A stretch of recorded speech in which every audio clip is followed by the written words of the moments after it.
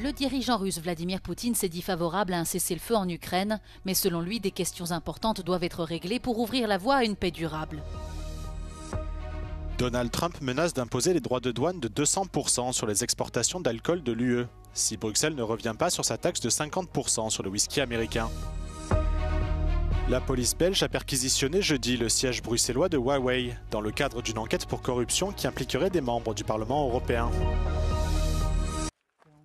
Sa prise de parole était très attendue depuis la proposition d'une trêve de 30 jours formulée par Washington et Kiev. Vladimir Poutine s'est dit ce jeudi favorable à un cessez-le-feu en Ukraine, à condition que certaines questions importantes soient réglées pour ouvrir la voie à une paix durable. Сама по себе идея правильная, и мы, безусловно, ее поддерживаем.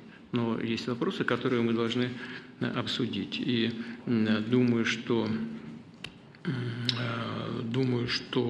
нам нужно и с американскими нашими коллегами, партнерами на этот счет переговорить. Может быть, с президентом Трампом созвониться и вместе с ним пообсуждать.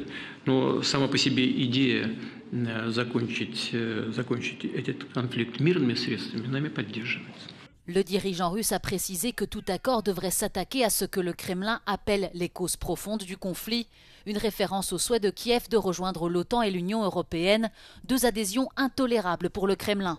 Moscou réclame également que l'Ukraine cède à son pays 4 régions que les forces russes occupent partiellement en plus de la Crimée, annexée en 2014. La Russie a aussi une nouvelle fois rejeté tout envoi de soldats de la paix européens en Ukraine, avertissant qu'elle considérerait un éventuel envoi de troupes européennes comme un conflit armé direct.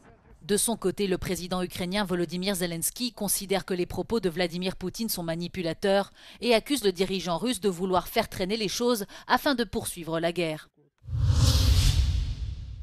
Le plan d'investissement pour la défense des pays de l'Union européenne, présenté par la présidente de la Commission mardi dernier, a reçu un accueil très mitigé dans plusieurs pays membres, notamment l'Italie, qui n'a pas encore atteint l'objectif de dépenses fixé par l'OTAN. Mais qu'en pense l'opinion publique italienne? Selon un récent sondage, elle est profondément divisée sur la question.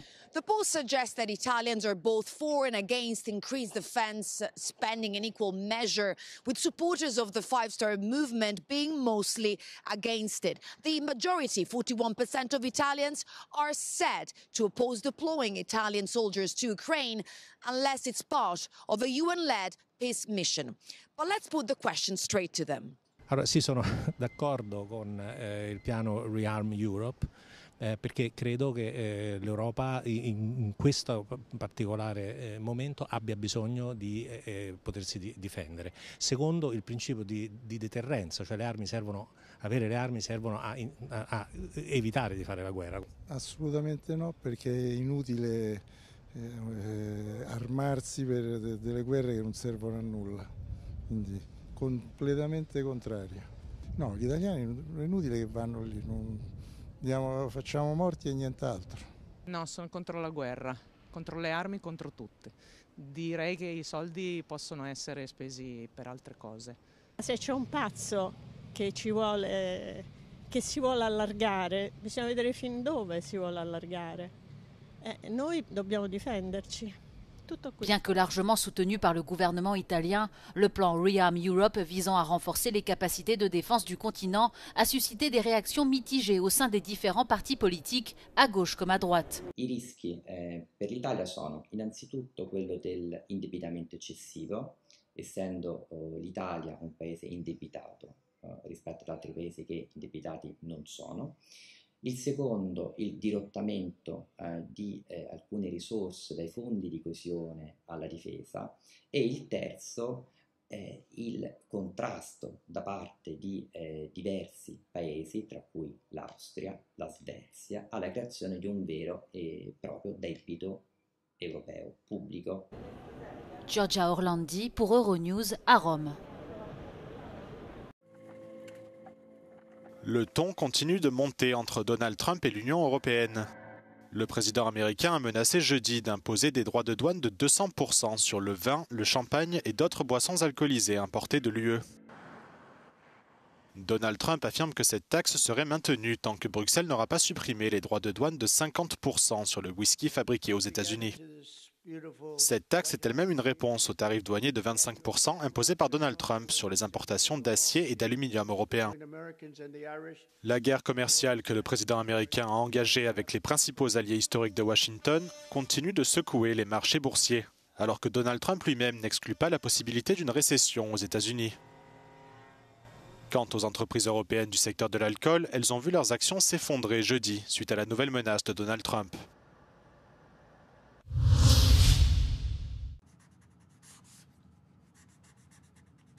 Côté américain, 25% de droits de douane sur l'acier et l'aluminium en provenance de l'UE. Côté européen, 26 milliards de taxes sur les produits importés des États-Unis. Alors que le spectre d'une guerre commerciale transatlantique se dessine à nouveau, l'UE est-elle prête à soutenir ses entreprises face à la fluctuation des tarifs douaniers ?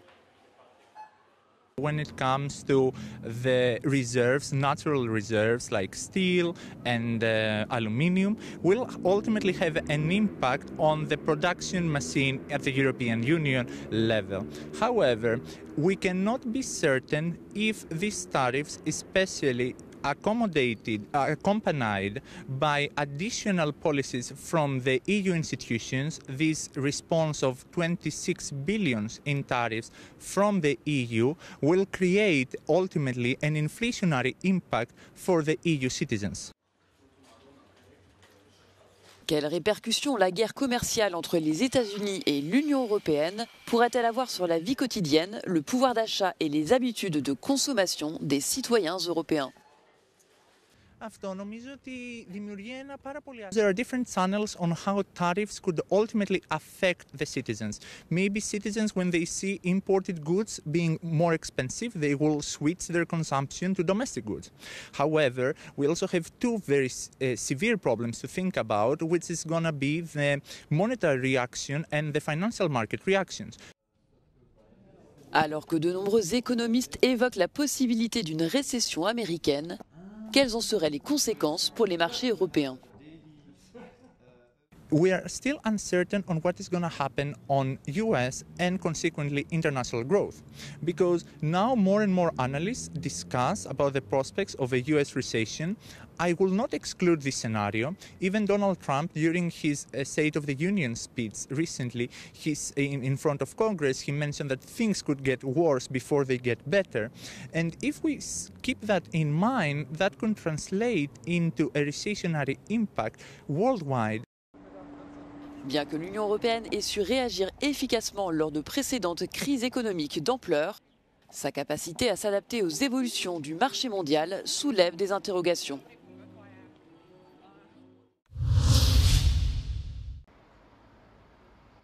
La police belge a perquisitionné jeudi le siège bruxellois de l'entreprise chinoise Huawei et plusieurs domiciles dans le cadre d'une vaste enquête sur la corruption liée au Parlement européen. Selon les premières informations, 15 eurodéputés, actuels ou anciens, seraient visés par cette affaire. Et certaines arrestations auraient déjà eu lieu. Les enquêteurs les soupçonnent d'avoir reçu des pots de vin en échange d'une influence sur le processus décisionnel de l'UE en faveur de Huawei. Selon Nicolas Sayosa de l'ONG Transparency International, ce nouveau scandale était prévisible.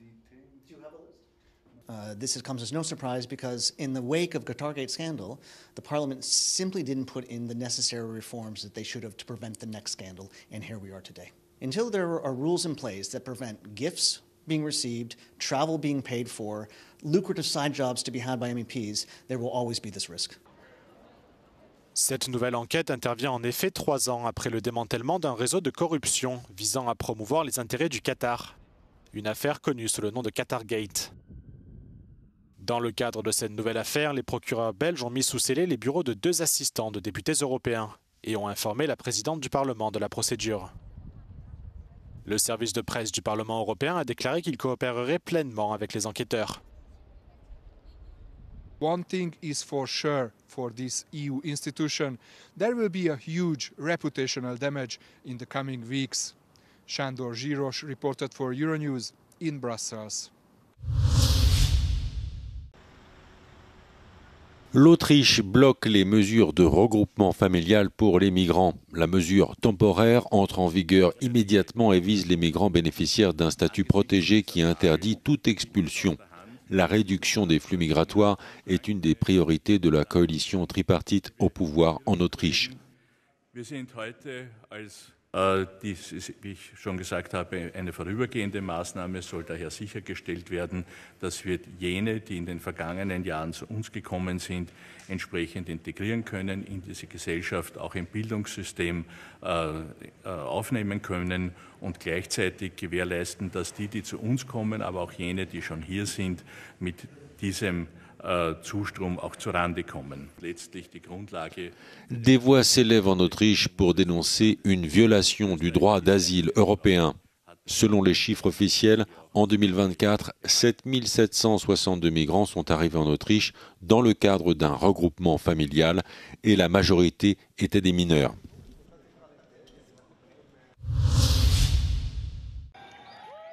Des négociations de paix directes sont sur le point de commencer entre Kinshasa et le M23. Des envoyés du gouvernement congolais doivent rencontrer mardi prochain en Angola une délégation du mouvement du 23 mars. Jusqu'ici, le président congolais Félix Tshisekedi excluait un contact direct avec le groupe anti-gouvernemental M23. Le M23 a repris les armes en 2021. Depuis janvier, le mouvement du 23 mars a pris le contrôle de Goma et Bukavu, les grandes villes de l'Est de la RDC. Plusieurs milliers de soldats rwandais soutiennent le M23. Kinshasa accuse Kigali de vouloir mettre la main sur les ressources minières de l'Est de la RDC. Kigali, de son côté, dit s'inquiéter des forces démocratiques de libération du Rwanda le long de sa frontière.